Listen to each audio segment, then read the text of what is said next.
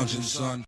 Welcome back to the Comic Lounge. My name's Ryan, and today I'm going to be talking about Firestorm #1, the debut of one of my favorite characters. Definitely, I don't want to say obscure, but probably not one of the most popular characters, but definitely always been one of my favorites. But before we get into the comic, I want to remind everybody to subscribe to the channel. If you've been following along and you haven't subscribed yet, make sure you hit that subscribe button so you can stay up to date on all the daily content that we're constantly putting out here. We got interviews with big name creators, indie creators, and we flip through a bunch of awesome comics. So make sure you hit the subscribe button.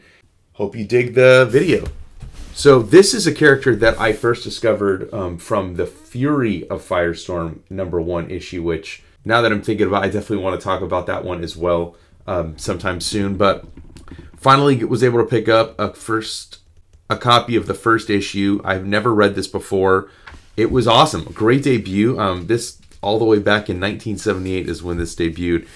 Just a quick shout out to Jeanette Kahn, who was the publisher, and so many dope stuff. So many dope projects came out under her stewardship, and she made a lot of cool changes when she became the publisher of DC.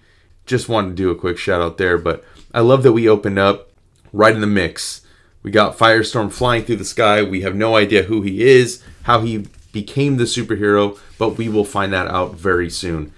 And this is Gerry Conway and Al Milgrom are the co-creators of this, and Klaus Janson and Joe Rubinstein are the inkers on this book. So we got a amazing group of talented creators on this book. Todd Klein letter, Adrian Roy is colorist. I really love this opening shot. Again, he's just coming into his powers. Like, you can, even through the dialogue where he's like, oh my god, I can fly, I can alter my own atoms, I can even change things around me. He's kind of living the dream, and I love this overhead shot that we get above the Statue of Liberty as he's about to crash into this helicopter and moves his atoms around so he can kind of phase through it. And he's we see that he's talking to somebody inside his head. Anybody that knows Firestorm knows he's talking to Professor Stein.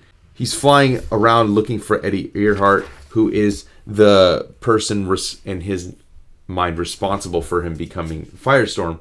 Then we flash back. We see that, Ronnie Raymond, who is the other half of Firestorm along with Professor Stein, is kind of a jock. Kind of funny because he's kind of getting picked on by the smart kid, which is kind of a reverse bullying than we normally see in comic books or in any media for that matter. It's usually the jock bullying, the quote unquote nerds. He's kind of making him look stupid in front of this girl that he obviously has a thing for. This just keeps playing out throughout the school. So, as kind of lets his anger get the better of him and he spills something on, his crush, he storms out and he's going to try to find a way to impress the girl. Flash over to this Hudson nuclear power plant, which is where Professor Stein is, and he's about to, kick off one of his experiments, which is the world's first fully automated failsafe nuclear generating plant. And one of his former colleagues is now trying to take that away from him, saying that it was his idea first. And really, he's like, well, no, I got rid of you because you were a thief and trying to steal my equipment. And so he's now going to do whatever he can to kind of let this thing go off without a hitch, and he's going to launch it tonight. Then we see that Ronnie, his dad's kind of not around, his mom has passed, and as he's sitting there watching on the news, he's seeing this Edward Earhart, who is part of the coalition to resist atomic power. So he's now going to link up with him, and wants to prove to Doreen, this girl that he has a crush on, that he's not just a dumb jock. And he heads out, and then we see that these guys aren't exactly what they're set out to be. They're all about blowing up these places, and so they kind of take Ronnie under their wing, and they're going to use him as a patsy. Quick shout out for this amazing ad. Still a comic book that I have not picked up that I hope one day to get like an original copy of. I know they've reprinted it, but this Superman vs. Muhammad Ali. So cool to see this ad. This is the best part about reading these old comics, like I say, besides, the smell of the newsprint. So they break into the lab. they knock Professor Stein down, and as Ronnie kind of realizes maybe he made a bad choice, the bomb goes off, and not only does it take out Dr. Danton Black, the guy that's been going out against Professor Stein, but it knocks Ronnie and Professor Stein out of the way, and in doing so, merges their bodies. Again, I don't think I've ever seen out of costume what Firestorm looks like, but this, like, he's just no clothes, and his head's on fire. So realizing what his powers have done, that he can, read atomic structure just by glancing, and he can see what it's composed of and manipulate the molecules, getting a little bit of taste of his powers, and then he forms this costume for himself, which I guess you could say in today's standards would be kind of corny, like the puffy sleeves, the baggy sleeves. I dig the costume.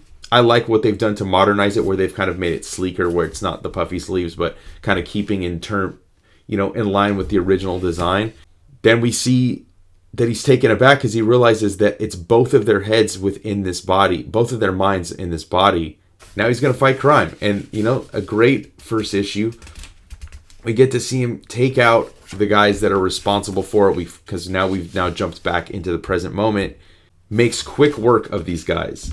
And then as he finally sees his reflection, he freaks out and he's like, what's happened to Ronnie Raymond? I don't want to be Firestorm forever. I want to be me. And in doing that, they have now separated, but only he has remembered what's happened. Professor Stein has not remembered all the events that have transpired since he was knocked out.